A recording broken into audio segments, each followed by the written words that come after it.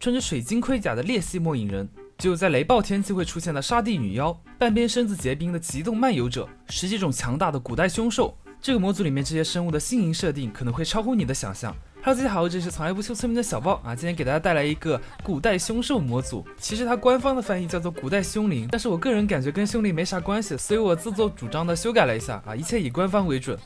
这个模组中还添加了一本介绍书，在这个书里面我们可以看到各种生物的图鉴，有它们的血量、攻击力、技能、掉落物之类的信息。这个画风也特别可爱。那废话少说，我们开始模组介绍吧。攀岩僵尸，这个僵尸的体型比较胖啊，可以看得出来它比普通的僵尸要宽一些。它是来自 MC 地球中的生物，然后由于它名字里面有一个攀岩嘛所以我们应该可以联想到它是一只可以爬墙的僵尸。像这样子可以直接爬到头上来攻击我们我们在矿洞里面不注意的话，它可能会突然从背后钻上来，然后把我们打下去，还是非常危险的。在平时咱们遇到这个僵尸的时候，它会先钻到地底下，然后从地底下靠近我们，再突然跳出来对我们进行攻击。别看它体型这么大，它在地底下潜行的时候也是没有声音的。这个僵尸有几率带着一个矿工的头盔出生，击败它的话是有可能掉落这个矿工头盔的我们可以把它带着，在我们的头顶它会插着一个小蜡烛间接性的可以照亮我们周围的环境。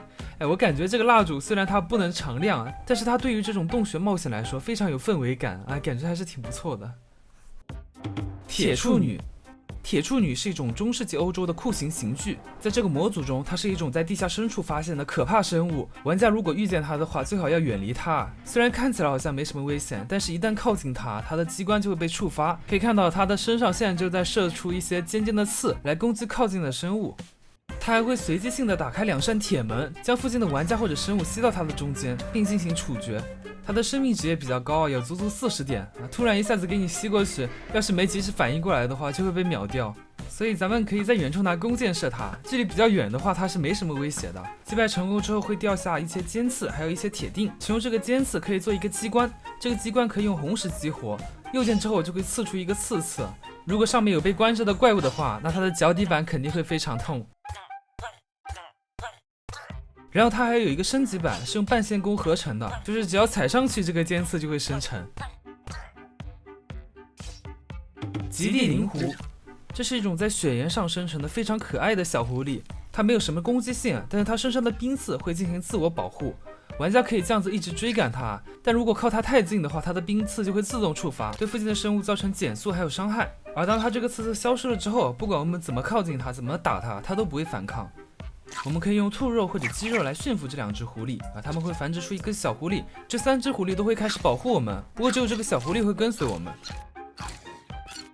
这个灵狐还有一种红色的变种这个变种的攻击额外添加了凋零的效果非常恐怖。不过它同样也是可以驯服的，然后还可以和蓝色的狐狸杂交生出一个红蓝相间的小狐狸。另外这个模组的翻译也很有意思如果我们不小心击杀了一个狐狸，它左下角就会显示一个你禽兽的成就。狐狸这么可爱，为什么要杀狐狸？极冻漫游者，接下来这个生物也是和冰有关的，它是一个有半边身体结冰的僵尸。可以看到它的身体都因为这个重担而倾斜了，移动速度也特别慢，但是千万不要被这个假象所迷惑了实际上它可以移动得非常快。你看我们现在好像没啥事是吧这个僵尸走的也非常慢，然后它有一个技能是向面前发出一道冰刺我们如果不小心踩到了这个冰刺那就完了。但这样子，如果这冰刺不小心冻到我们了它就会突然向我们冲过来，然后我们还会被它减速。最恶心的是，在我们减速快结束的时候，它下一个减速马上就来了，就把我们一直粘在原地我们只能把它击杀掉被迫把它击杀掉。这个生物也是一样，有这个红色的变体，攻击附带凋零效果。它们会掉落2种武器，有一种是这个可以投掷出去的冰刺，红色的带凋零效果，然后还有这个魔杖，可以在地上使用，使用了之后可以把生物禁锢住一小段时间。巨人僵尸高度真的非常的高都快接近原版的巨人了。不过虽然它体型巨大，但是它非常的笨，移动速度超级慢。你看它这个走的，我扶老奶奶过马路都比它快。然后它有的时候会使用远程的攻击，就是投出去一些泥土啥的，然后会有一个小爆炸。然后近战的话，由于力道太大了，会一拳把人直接打飞或者是把人抱起来捏在手上不停的蹂躏。当我们击败这个巨人之后，我们可以获得一个坚韧手套就是巨人的手套，还有一堆皮革和腐肉。这个巨人手套很厉害它有超高的击退效果，像这样子可以一拳把这个小怪物打飞超远。但是我试验了一下，就算是抬着头也没有办法把生物往天上打。本来还想搞一个上勾拳玩一玩呢。迷失幽灵，这是一种可以在黑森林找到的鬼魂，有人说它是一种恶鬼，也有人说它是恶作剧的鬼。它们可以附体生物，让生物疯狂的四处走动。你们看，现在我的身上就有一个附身的效果，然后我被它晃的到处乱飞，完全控制不了自己。像村民之类的怪物也是一样的啊，它是会被晃的到处乱飞的。当我们将它击败之后，身上的所有 buff 都会消失，不知道这个是特性还是什么。它的掉落物灵质可以合成一种幽灵变身药水，我们喝了之后就可以像幽灵一样漂浮起来，而且会隐身。不过隐身的时候建议不要穿盔甲，不然就隐了个寂寞。并且这个隐身药水喝了之后可以穿墙，可以遁地。不过在隐身结束之前，最好早点跑到陆地上去，不然可能就会被卡到墙里，然后就没了。像这样子我没有稿子我就完蛋了。剧场人偶，在黑色橡木林里面有一个被遗弃的马戏团，在这个马戏团的帐篷里面还有一个被遗弃的提线木偶。咱们在白天的时候进来，这个提线人偶就像一个装饰一样，它是不会动的，我们可以在里面随便干什么啊，打它也不会让它扣血。这个马戏团的两边是有些箱子的，我们可以捡一下啊，不过没什么好东西了。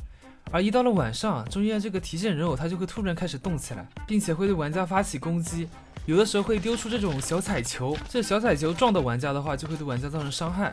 然后有的时候会把他的头给发射出来，拿这个头来撞击玩家。然后还有一个技能就是可以召唤幽灵，这幽灵可以直接附身我们就被甩得到处乱飞，没有办法打这个人偶。然后他还有一个很变态的技能，就是召唤出一堆的幻象分身，这些幻象分身甚至可以打人呢。我们最好的话是用弓箭在远处打他，而击败了他之后可以掉落一些不错的战利品，其中的一个就是这个剧场人偶的道具。小型人偶，这个剧场人偶道具是可以放置下来的，然后可以放置一个可以跟随我们的人偶，就像我们之前做的那个模组小人分身一样。我们还可以给它放武器，它可以帮助我们战斗的。给它弓箭的话就会帮我们射箭，这个射速和攻击力还是不错的。还可以给它穿上全套的盔甲，全套钻石盔甲。虽然这个钻石盔甲2下就被这个巨人给打扁了，不过还好啊，被打掉之后这些战利品还是保留的，这个人偶也还在，不过它的耐久度掉了一点。就是这些装备，我给它全套满耐久的装备，怎么只剩这么一点了呀？这个小人偶倒还好啊，我们可以直接重新放置下来，然后它就可以重新生成一次，在耐久消耗完之前总共可以放6次。又没了。不过聪明如我，马上就找到了这个模组的漏洞啊，我们可以给它打一个经验修补，然后这个耐久一下子就补上来了。所以如果我们打足够多的剧场人偶的话，我们就可以直接组建一个剧场人偶大军，甚至打这个巨人僵尸都不需要我们动手了。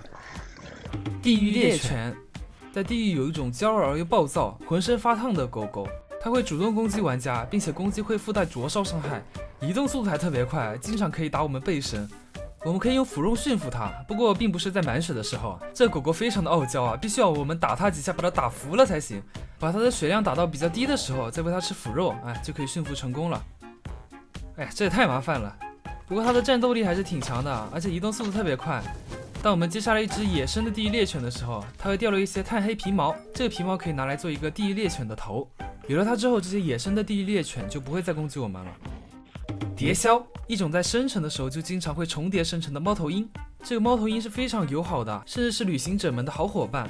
当附近有怪物靠近的时候，它会发出尖叫，把这些怪物给赶走。虽然它本身没什么战斗力啊，但是这个驱赶怪物的效果有一手的。我们还可以驯服这个蝶枭，材料非常简单，我们只要去附近找一棵树，然后把它抠下来，做出几个木棍，把木棍直接给他们就可以了。一个木棍可以临时驯服他们一次，驯服了之后可以把他们放到我们的头顶，这些怪物靠近我们的时候就会被这个猫头鹰吓走。你看他们点头抬头点头抬头的样子，就是又想吃我们，但是又不敢靠近我们。这个猫头鹰没什么掉落物啊，千万不要打它。我们可以带一些回家养，这样子就可以防止我们的房子里面进怪物了。裂隙末影人，一个皮肤非常白的，跟原来那个完全相反的末影人。一看到玩家就会主动攻击，并且进入战斗状态之后，身上就会附带一层水晶盔甲，而且还会使用激光镭射攻击，直接把人推出超级远。玩家在和他战斗的时候是非常困难的，他基本上不会太靠近玩家，有点戏弄玩家的感觉，就是快打到了，他马上就瞬移走，可能要打好几下才有机会打到他一次。而且在他身上有盔甲的时候，我们打他的伤害也不是很高。建议的战斗方法就是在他发射激光的时候，使劲往他的身上靠近。他发射激光的时候，我们是可以一剑把他的盔甲给打破的。接下来再打他就方便很多了。它的掉落物是一个裂隙莫乙珍珠，这个珍珠投掷出去会把附近的一个生物或者物品传送到面前。因为我们附近的小鸡比较多啊，所以把附近的鸡蛋都给传过来了，还有可能会传生物。哎，你看这个小鸡就被传过来了。哦，还有地底下的僵尸，它还可以拿来炼制一个时空裂隙药水，玩家使用了之后就会变成像末影人一样啊，受到攻击有几率会随机传送走。沙地女妖，一个人面蛇身的超大型怪物，血量有180点，就算在雷暴天气也只会以非常小的概率出现。它的背后看起来有点像那个神奇宝贝的大蛇怪，正面的话就是一个女妖的脸啊，这个做的还挺精细的。关于战斗方面，它有好几个战斗技能。第一个就是这个龙卷风，战斗龙卷风可以把玩家卷到天上去，掉下来受伤。然后就是遁地了，和之前那个僵尸有点像。再然后是向周围发射尖刺啊，不过这个尖刺很难打到玩家。由于沙地女妖她攻击的时候这个施法前摇比较长啊，所以我们可以硬扛着打她。击败之后的材料可以制作这个头盔还有胸甲。这一套装备可以让我们使用它的龙卷风，把怪物卷到天上去，然后掉下来。或者在我们受伤的时候，我们也可以被动使用出这个技能啊，这个时候就是很多个龙卷风了。有了这套装备之后，村民就不能再随心所欲的对我发起攻击了，我就有自我保护的能力了。然后玩家还可以驯服这个女妖，驯服她的话需要用掉一整组的肉。然后这个翻译啊，又来搞事了。左下角这几个字啊，她病娇了，她很嫉妒。被驯服之后的女妖可以帮助我们释放各种技能。哇，她这个100多点血量，太有安全感了，好吧？哎，啥意思啊？为啥会卷我啊？哎，不是，狂热信徒，这是一个来自远古灾厄帝国的被遗忘已久的高级幻魔者，这是一个使用黑暗魔法的巫师，陷入了比死亡更糟糕的命运。不过虽然他变成了骷髅模样，但是他的技能还是比较厉害的，他可以给附近的生物套盾，还可以给玩家虚弱效果。像这种被他套了盾之后的村民，我们打他就不会再扣血了，所以我们最好是擒贼先擒王啊。不过这个狂热村民他是很会逃跑的，但是他到了水里之后就跑不动了。击败他之后有概率掉落玄奥大叔，这个玄奥大叔也可以让我们使用护盾的技能，我们就可以无敌，站在一堆怪物中间不会受到伤害，不过持续的时间不是很长。同样聪明如我，经验修补给他打上就可以无限使用了。然后它还有一个可以给其他生物使用的能力，就比如我们有的时候要用村民做实验啊，不忍心伤害它，这个时候怎么办呢？我们给它一个盾，然后就能打它了。哇，简直是完美的神器，好吧？作为我这种不喜欢欺负村民的，这个道具实在是太好用了。OK， 那么以上就是本期模组介绍的全部内容了。这个模组内容真的好丰富啊！虽然介绍了12分钟，到目前为止它居然只有3万的下载量，而且它是可以在 1.12 版本使用的，就是可以放在很多大型整合包里面，推荐一下好吧？那如果觉得这期视频不错的话，别忘了长按点赞。那么我是小豹，我们下期视频再见，拜拜。